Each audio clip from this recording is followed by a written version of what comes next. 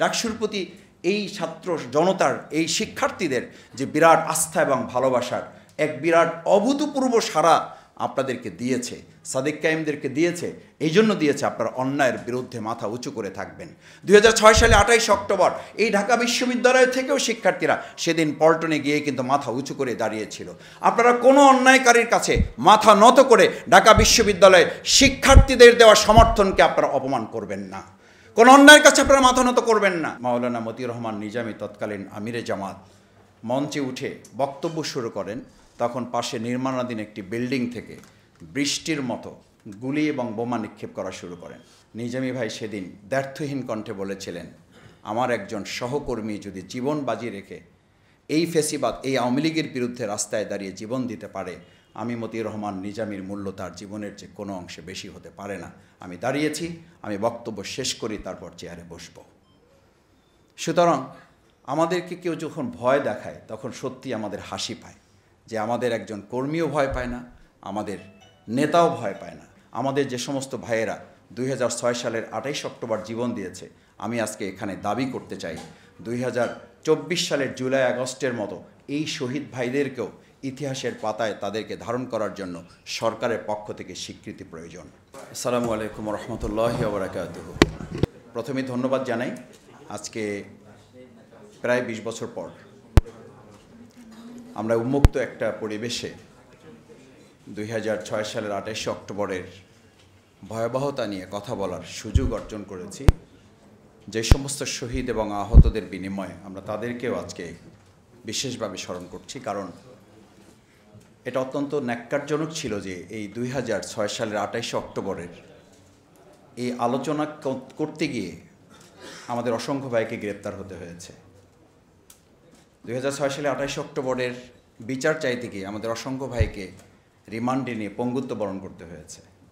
আপনারা জানেন, একজন হাফেজ গোলাম কিবরিয়া শিপন, তাকে যখন হত্যা করা হয়, তার গোটা শরীর যখন থেতলে গিয়েছিল, সে শুধু বলেছিল, আমার মুখটা আপনারা অক্ষত রাখবেন, আমার মুখে আপনারা আঘাত করবেন না। তখন বলেছিল, কেন, তোমার মুখে কি হয়েছে? বলছি, এই মুখে আমি গোটা কোরআনকে ধারণ করে আমার এই বুকে রেখেছি, আমার মুখটা আপনারা অক্ষত রাখবেন। এই কথা বলার সাথে সাথে তারা লাঠি দিয়ে এবং কোনো কোনো ক্ষেত্রে কেউ কেউ বলেন যে ইট দিয়ে তার প্রত্যেকটা দাঁত তারা ভেঙে ফেলে দিয়েছিল। একটা লাশের পর নৃত্য করার যে পৈশাচিকতা তারা দেখিয়েছিল, শুধু বাংলাদেশ কেঁপেছিল না, গোটা বিশ্ব কেঁপেছিল। আসলে তারা সেদিন আমাদের লাশের উপরে নাচে নাই, আমাদের বাংলাদেশটাকে একটা মৃত্যুপুরী করে তার উপরে সেদিন তারা নেচেছিল। সেই আওয়ামী লীগ আজকে নতুন করে কেউ কেউ যখন আলাপ তোলেন, তখন আমাদেরকে বলতে হয়, এটা আমি অহংকার করে বলছি না, 2024 জুলাই আগস্টে ছাত্র জনতা সম্মিলিত প্রয়াসে আমাদের আওয়ামী লীগের থেকে এই দেশ জনগণের মুক্তি হয়েছে। আর 2006 সালের 28 অক্টোবর শুধুমাত্র বাংলাদেশ ইসলামী ছাত্র শিবির এবং জামাত নেতৃবৃন্দ দেশবাসীকে সাথে নিয়ে আমরা আওয়ামী লীগের বিরুদ্ধে সেদিন লড়াই করে 12 ঘন্টার যুদ্ধে আমরা সেদিন বিজয় অর্জন করেছি। সুতরাং আমি কথা বলছি এ কারণে যে আওয়ামী লীগ কেন এটা করেছিল। 2001 থেকে 2006 সাল পর্যন্ত 4 দলীয় জোট অত্যন্ত সুনামের সাথে, কিছু ভুল ত্রুটি একটা সরকারের থাকে, সেই সব বাদ দিলে আমরা একটা সুন্দর রাষ্ট্র বিনির্মাণ করে সামনের দিকে রাষ্ট্রকে নিয়ে এগিয়ে নিয়ে যাওয়ার যখন কার্যক্রম চলমান ছিল, এবং এটা খুব একটা স্মরণ করার ব্যাপার যে 4 দলীয় জোট যখন প্রক্রিয়াগতভাবে গণতান্ত্রিক প্রক্রিয়ায় ক্ষমতা হস্তান্তরের জন্য দিনক্ষণ নির্ধারণ করার প্রক্রিয়া করেছে, সেই সময় আওয়ামী লীগ ঠিক করেছে গণতান্ত্রিক প্রক্রিয়া তাদের দরকার নেই।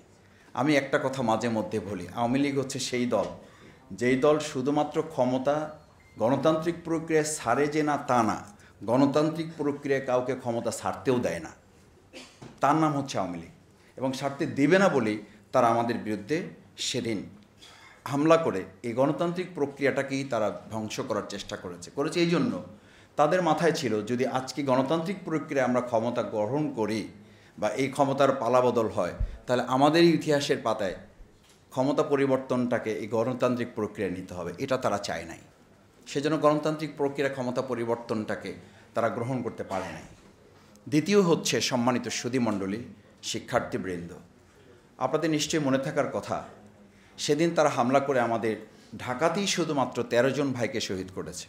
গোটা দেশে 33 জন ভাই শহীদ হয়েছে, প্রায় 250 শতাধিক ভাই আহত এবং পঙ্গুত্ব বরণ করেছে। তাদের মূল লক্ষ্য আমাদের এই অচেনা ভাইদেরকে টার্গেট করে শহীদ করা না। তাদের টার্গেট ছিল যাদের কারণে সেই 4 দলীয় জোট সরকার সুনামের সাথে সামনে দিকে এগিয়ে গিয়েছিল। 2 জন মন্ত্রী, সমাজ কল্যাণ, কৃষি এবং শিল্প মন্ত্রণালয়, যারা দুর্নীতিমুক্তভাবে পরিচালনা করে সুখ্যাতি অর্জন করেছিলেন, তাদেরকে হত্যা করা ছিল তাদের লক্ষ্য। এবং সেই লক্ষ্য অর্জনের জন্য তারা গুলি করে নেয়। শুধু যখন মাওলানা মতিউর রহমান নিজামী, তৎকালীন আমিরে জামাত, মঞ্চে উঠে বক্তব্য শুরু করেন, তখন পাশে নির্মাণাধীন একটি বিল্ডিং থেকে বৃষ্টির মতো গুলি এবং বোমা নিক্ষেপ করা শুরু করেন। আমি তার থেকে 3 থেকে 4 হাত দূরে যখন এই স্টেজে ওখানে বক্তব্য রাখেন, আমরা তাকে রিকোয়েস্ট করেছিলাম, অনুরোধ করেছিলাম যে গুলি এবং বোমা নিক্ষেপ করা হচ্ছে, আপনি এখন বক্তব্য বন্ধ করে আপনার বসে যাওয়া দরকার। জামাত ইসলামীকে নিয়ে অথবা ইসলামী আন্দোলনকে নিয়ে যারা কথা বলেন, তাদের কিছুটা ভাবার দরকার। নিজামী ভাই সেদিন দ্ব্যর্থহীন কণ্ঠে বলেছিলেন, আমার একজন সহকর্মী যদি জীবন বাজি রেখে এই ফেসিবাদ, এই আওয়ামী লীগের বিরুদ্ধে রাস্তায় দাঁড়িয়ে জীবন দিতে পারে, আমি মতিউর রহমান নিজামীর মূল্য তার জীবনের যে কোনো অংশে বেশি হতে পারে না। আমি দাঁড়িয়েছি, আমি বক্তব্য শেষ করি, তারপর চেয়ারে বসব। সুতরাং আমাদেরকে কেউ যখন ভয় দেখায়, তখন সত্যি আমাদের হাসি পায় যে আমাদের একজন কর্মীও ভয় পায় না, আমাদের নেতাও ভয় পায় না। তিনি অত্যন্ত শান্তিপূর্ণভাবে তার সব কথা শেষ করে তিনি প্রোগ্রামে বসেছিলেন এবং সভাপতির সমাপনী বক্তব্যের মাধ্যমেই আমাদের ওই বৃষ্টির মতো গুলি এবং বোমার মধ্যেও আমরা প্রোগ্রাম শেষ করে তারপর আমরা গিয়েছি। তৃতীয় টার্গেট ছিল, এটা আপনাদের স্মরণ করাচ্ছি, নিশ্চয়ই আপনাদের মনে থাকবে, তারপরও বলছি, যখন তারা এই প্রক্রিয়ায় আমাদের নেতৃবৃন্দকে হত্যা করতে ব্যর্থ হয়েছে, তখনই তারা পরিকল্পনা করেছিল ক্ষমতায় আসার পর বিকল্প পদ্ধতিতে ট্রাইব্যুনাল নাম করে মূলত তাদেরকে ফাঁসি দিয়ে হত্যা করার পরিকল্পনা তারা বাস্তবায়ন করেছে। কেন করেছে? এই জন্য যে বাংলাদেশ যেন একটা মানবিক রাষ্ট্র না হতে পারে। তারা 2006 সালে 28 অক্টোবর ডিসিশনে নিয়েছিল আধিপত্যবাদ পার্শ্ববর্তী একটা রাষ্ট্রের মাধ্যমে এই দেশটাকে একটা পাশবিক রাষ্ট্রে পরিণত করার। আর আমরা চেষ্টা করেছি সেদিন লড়াই করে এই রাষ্ট্রটাকে একটা মানবিক রাষ্ট্র বিনির্মাণ করার। সেই রাষ্ট্র বিনির্মাণে আমাদের যে সমস্ত ভাইয়েরা 2006 সালের 28 অক্টোবর জীবন দিয়েছে, আমি আজকে এখানে দাবি করতে চাই 2024 সালের জুলাই আগস্টের মতো এই শহীদ ভাইদেরকেও ইতিহাসের পাতায় তাদেরকে ধারণ করার জন্য সরকারের পক্ষ থেকে স্বীকৃতি প্রয়োজন। কারণ আজকে 2024 সালের আগস্টে 5ই আগস্ট যেটা হয়েছে, সেটার গোড়াপত্তনটা শুরু হয়েছে 2006 সালের 28 অক্টোবর। সুতরাং আমি প্রথমত এটা বলছি, দ্বিতীয়ত বলছি, যে মামলায় আজকে শেখ হাসিনার আগামী 13ই নভেম্বর আমরা শুনছি যে তার প্রথম রায় ঘোষণা হবে, আমরা তো মনে করি শেখ হাসিনার মতো এরকম একজন সাইকোপ্যাথ, সে তো একজন মানসিক রোগী বললেও ভুল হবে। মানুষ হত্যা করা, মানুষ গুম করা, খুন করা। আমাকে রিমান্ডে যখন রাখা হয়েছে, আমার চোখ বাঁধা অবস্থায় একজনকে আমি বলতে শুনেছি আমার নিজের কানে যে ভিডিও ফুটেজে তিনি দেখতে চাচ্ছেন, ভিডিও কলে দেখতে চাচ্ছেন যে রিমান্ডে এই সমস্ত আন্দোলনকারী জামাত, বিএনপি, শিবির, ছাত্রদলের নেতাকর্মীদের কিভাবে নির্যাতন করা হয় এটা তিনি দেখতে চান এবং ওপেন তাকে ভিডিও কলে দেখানো হয়েছে। আমাকে একজন অফিসার নিশ্চিত করেছেন যে এই ভিডিও কল না দেখলে তিনি শান্তি অনুভব করতেন না। এরকম একজন প্রধানমন্ত্রী তথাকথিত আমরা বাংলাদেশে পেয়েছিলাম এবং তার মতো একটা লোক আমাদেরকে 15 বছর শাসন করেছে। আবার যদি আমাদের মধ্যে নিজেদের সেদিন 2006 সালের 28 অক্টোবর আমরা কেন এই প্রক্রিয়ার মধ্যে পড়েছি, আমাদের পাশেই কিন্তু নয়াপল্টনে আরেকটা বড় সমাবেশ ছিল। আমার শ্রদ্ধাভাজন রাজনীতিবিদ জনাব রুহুল কবির রিজভী ভাইয়েরা সেই প্রোগ্রামে কিন্তু ছিলেন। আরও ভালো হতো না আমরা যদি সম্মিলিতভাবে এই প্রচেষ্টায় নিজেদেরকে অংশগ্রহণ করতে পারতাম। আমি আমার পাশে থেকে আলী হাসান মোহাম্মদ মুজাহিদ ভাই, তখন কিন্তু সমাজ কল্যাণ মন্ত্রী তিনি আছেন, তিনি সকাল 8:30 থেকে তৎকালীন স্বরাষ্ট্র প্রতিমন্ত্রী জনাব লুৎফুজ্জামান বাবর ভাইকে বারবার ফোন করছেন, পুলিশ প্রধানকে বারবার ফোন করছেন। আমি যতটুকু শোনার সুযোগ পেয়েছি 12টা, 1টা, 2টা, 3টা পর্যন্ত প্রশাসনের সাথে আমাদের কোনো যোগাযোগ করা সম্ভব হয় নাই। এই যে দুর্ভাগ্যজনক পরিণতি, এই পরিণতি কিন্তু শুধু জামাতকে শেষ করে নাই, এই পরিণতি শুধু আমাদের 13 জন ভাইকে হত্যা করে নাই, এই পরিণতি আমাদেরকে 15 বছর বাংলাদেশকে একটা কারাগারে পরিণত করেছে। সুতরাং আমরা যদি আবার কেউ মনে করি যে ব্যক্তিগতভাবে শফিকুল ইসলাম মাসুদ শুধু জিতবে, ব্যক্তিগতভাবে শুধু সাদিক কায়েম জিতবে, ব্যক্তিগতভাবে শুধু আমাদের জনাব রুহুল কবি রিজভী ভাই জিততে চান, শুধু মুজিবুর রহমান মঞ্জু ভাই জিততে চান, শুধু আদিবরা জিততে চায়, তাহলে আমাদেরকে মনে করতে হবে ব্যক্তি জিতে যাবে, বাংলাদেশ হেরে যাবে। আর আমাদেরকে সিদ্ধান্ত নিতে হবে এবার ব্যক্তি হেরে গেলেও আমরা আমাদের বাংলাদেশকে বিজয় করে ছাড়ব। এই বিজয়ের দ্বার প্রান্তে পৌঁছার জন্য 2006 সালের 28 অক্টোবর আমাদের জন্য অনেক বড় একটা ইতিহাস। আসুন 2024 সালের এবং 2006 সালের এই যে পরম্পরার ঘটনা, এই প্রত্যেক ঘটনা আমাদের জন্য এক একটা শিক্ষা। সেই শিক্ষাকে সামনে রেখে আমি আদিব ভাইয়ের একটা কথা তিনি রেখে গেছেন, জামাত ইসলামী সেই -2 ফর্মুলায় কী ভূমিকা রেখেছে। আমাদের নেতৃবৃন্দকে গ্রেপ্তার করা হয়েছে, আমাদের নেতৃবৃন্দ শুধু গ্রেপ্তার করা হয় না, গ্রেপ্তার করে মগবাজার থেকে তাদের জায়গায় পৌঁছাতে 14 ঘন্টা সময় লেগেছে। রাজপথে মানুষ নেমে এসেছিল, পুলিশ বারবার বলছিল যে আমাদেরকে যদি ফায়ার করতে হয় আমরা ফায়ার করব, কিন্তু আপনারা সহযোগিতা করেন। লোকজন ফায়ারের মুখে থেকেছে, কিন্তু তাদেরকে রাস্তা তৈরি করে দেওয়ার একটা পর্যায়ে 14 ঘন্টা লেগেছে মগবাজার থেকে তাদের সংসদ ভবনে আসার জন্য। সুতরাং এই পরিস্থিতির মুখে জামাত ইসলামীকে সেদিন পড়তে হয়েছে।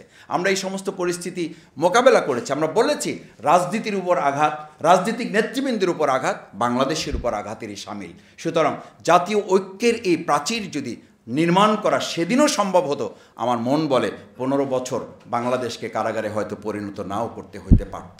আবার যদি আজকে আমরা কোনো কারণে আমাদের মধ্যে বিভেদের রাজনীতি ছড়ায়, আবার যদি বিভেদের বিষ বাষ্প আমাদের মধ্যে ছড়ায়, আবার যদি সেই আওয়ামী লীগের ফেসিবাদের বক্তব্য, তাদের কথন, তাদের সেই শিখানো বলি যদি আবার আমাদের কারো মুখ থেকে বের হয়, তাহলে আমার মনে হয় শুধু 15 বছর না, আবার আমাদেরকে 50 বছরের জন্য এই বাংলাদেশের এক বিরাট ইতিহাসের করাল গ্রাসে আমাদেরকে পড়তে হতে পারে।